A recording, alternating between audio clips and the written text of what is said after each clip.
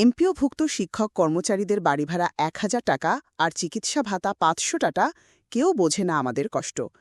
একই পাঠ্যক্রম, একই ক্লাস ঘণ্টা ও সমপরিমাণ দায়িত্ব পালন করলেও সরকারি ও বেসরকারি শিক্ষকদের মধ্যে বেতন ও সুযোগ সুবিধার বিশাল ফারাক বিদ্যমান।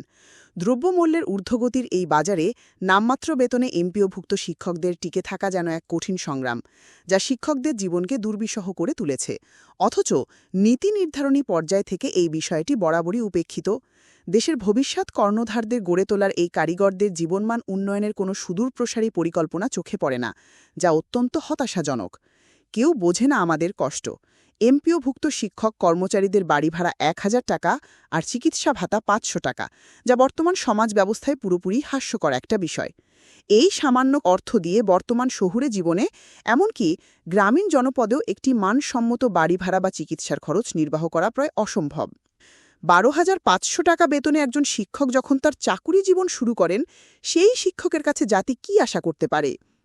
অনেকটা আক্ষেপ করে গতকাল বলেন সাতক্ষীরা জেলার কালীগঞ্জ উপজেলার নলতা বালিকা মাধ্যমিক বিদ্যালয়ের শিক্ষক মোহাম্মদ খলিলুর রহমান। তার মতো অসন্তোষে রয়েছেন ৫ লাখ বেসরকারি এমপিওভুক্ত শিক্ষক কর্মচারী। তারা জাতীয়করণের দাবিতে আগামী ১৩ আগস্ট জাতীয় প্রেস ক্লাবের সামনে সমাবেশের ঘোষণা দিয়েছেন। একই সঙ্গে সচিবালয় অভিমুখে পদযাত্রা করার পরিকল্পনা রয়েছে। সমাবেশ থেকে দাবি আদায় না হওয়া পর্যন্ত ক্লাস পরীক্ষা বর্জন সহ লাগাতার কর্মসূচি ঘোষণা দেওয়া হতে পারে বলে জানা গেছে। সমাবেশ সফল করতে দেশের প্রতিটি জেলা থেকে বাস রিজার্ভ করে শিক্ষকদের ঢাকায় আনার প্রস্তুতি চলছে। সমাবেশে আসা শিক্ষকদের নিরাপত্তা এবং শৃঙ্খলা বজায় রাখতে ৩০০ স্বেচ্ছাসেবী দায়িত্ব পালন করবেন। দেশে মাধ্যমিক থেকে কলেজ পর্যন্ত প্রায় ৯৭% শিক্ষা প্রতিষ্ঠান পরিচালিত হয় বেসরকারিভাবে। বাংলাদেশ শিক্ষা তথ্য ও পরিসংখ্যান ব্যুরোর সর্বশেষ বার্ষিক প্রতিবেদন অনুযায়ী দেশে বেসরকারি মোট মাধ্যমিক, উচ্চ মাধ্যমিক, মাদ্রাসা ও কারিগরি শিক্ষা প্রতিষ্ঠানের সংখ্যা ৩৯,০০০, যেখানে শিক্ষক কর্মচারীর সংখ্যা ৫ লক্ষাধিক এবং ১,৬৫,০০,০০০ শিক্ষার্থী লেখাপড়া করছে। এই পরিসংখ্যানই বলে দেয় দেশের শিক্ষা ব্যবস্থার মূল ভিত্তি বেসরকারি শিক্ষা প্রতিষ্ঠানগুলো। এই প্রতিষ্ঠানগুলোর প্রাণভোমরা হলেন এমপিওভুক্ত শিক্ষকরা। এমপিওভুক্ত শিক্ষা জাতীয়করণ প্রত্যাশী জোটের সদস্য সচিব অধ্যক্ষ দেলাওয়ার হোসেন আজিজি বলেন, বৈষম্য বিরোধী ছাত্র জনতার অভ্যুত্থানের মধ্য দিয়ে আমরা পেয়েছি নতুন বাংলাদেশ। এই আন্দোলনের স্লোগানগুলোর অন্যতম ছিল, আমার সোনার বাংলায় বৈষম্যের ঠাঁই নাই।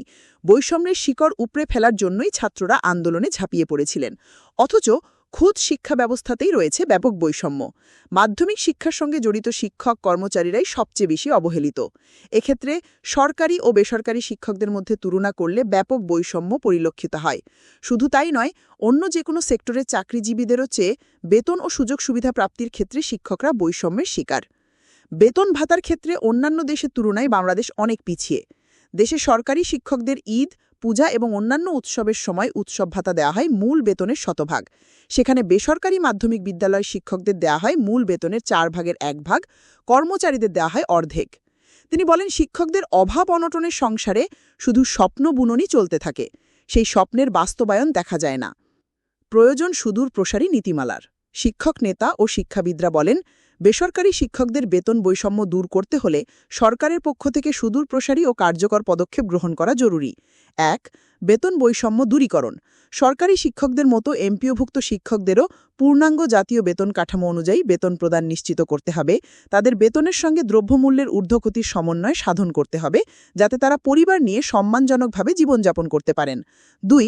সুযোগ সুবিধা বৃদ্ধি। বাড়ি ভাড়া, চিকিৎসা ভাতা, উৎসব ভাতাসহ সকল সুযোগ সুবিধা সরকারি শিক্ষকদের সমপর্যায়ে উন্নীত করতে হবে। বদলি ব্যবস্থা চালু করা এবং পেনশন সুবিধায় অন্তর্ভুক্ত করাও জরুরি। ৩. এমপিওভুক্তি প্রক্রিয়ার সরলীকরণ। বর্তমানে অনেক যোগ্য শিক্ষা প্রতিষ্ঠান ও শিক্ষক এমপিওভুক্তির বাইরে রয়ে গেছেন। এমপিওভুক্তি প্রক্রিয়াকে সহজ ও স্বচ্ছ করে সকল যোগ্য শিক্ষা প্রতিষ্ঠানকে এর আওতায় আনা উচিত। ৪. শিক্ষকদের পেশাগত উন্নয়ন। শিক্ষকদের জন্য নিয়মিত প্রশিক্ষণ ও উচ্চশিক্ষার সুযোগ সৃষ্টি করতে হবে, যাতে তারা নিজেদের পেশাগত দক্ষতা বৃদ্ধি করতে পারেন। ৫. নীতি নির্ধারণী পর্যায়ে গুরুত্বারোপণ। বেসরকারি শিক্ষা প্রতিষ্ঠান ও এমপিওভুক্ত শিক্ষকদের সমস্যাগুলোকে নীতি নির্ধারণী পর্যায়ে সর্বোচ্চ গুরুত্ব দিতে হবে। শিক্ষাবিদরা যা বলেন, শিক্ষকতা মহান পেশা হলেও বাংলাদেশের প্রেক্ষাপটে সেটা কতটুকু মহান, সেটাই বড় প্রশ্ন হয়ে দাঁড়িয়েছে। বছরের এমন দিন খুঁজে পাওয়া দুরূহ হবে যেদিন শিক্ষকরা দাবি দাওয়া নিয়ে মাঠে নেই। ঢাকা বিশ্ববিদ্যালয়ের শিক্ষা ও গবেষণা ইনস্টিটিউটের 2 জন প্রফেসর গতকাল ইত্তেফাককে জানান, শিক্ষাই জাতির মেরুদণ্ড, আর সেই মেরুদণ্ড সোজা করে রাখার কারিগর হলেন শিক্ষকরা। যদি এই কারিগররাই নিজেদের বঞ্চনার শিকার হন, তাহলে সেই মেরুদণ্ড ভেঙে যাওয়া কেবল সময়ের ব্যাপার। দেশের ভবিষ্যৎ প্রজন্মের স্বার্থে, শিক্ষার মানোন্নয়নের স্বার্থে এবং মানবিকতার দৃষ্টিকোণ থেকে হলেও এমপিওভুক্ত শিক্ষকদের ন্যায্য দাবিগুলো পূরণ করা এখন সময়ের দাবি। তাদের মুখে হাসি ফোটাতে পারলে তবেই একটি শিক্ষিত ও উন্নত জাতি গড়ার স্বপ্ন পূরণ হবে। গ্রন্থনা অধ্যক্ষ মহসিন আলী আঙ্গুর, সম্পাদক ও প্রকাশক, মুজিবনগরখবর.com, মেহেরপুর।